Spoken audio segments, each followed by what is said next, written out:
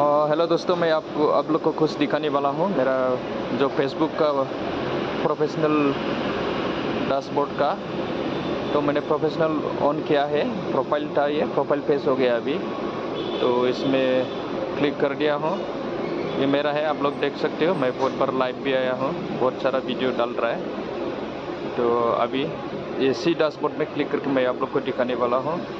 तो देखिए, थोड़ा आगे ऊपर आएगा तो you are eligible to start earning with instream ad. तो मेरा ये क्राइटेरिया कंप्लीट हो गया है। मैं अभी अर्निंग कर सकता हूँ स्टार और इन स्ट्रीम से।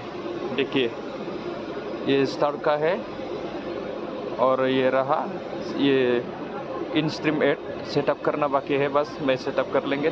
देखिए, सभी क्राइटेरिया कंप्लीट है मेरा, कुछ भी प्रॉब्लम नहीं है। तो आप लोग भी अच्छा से काम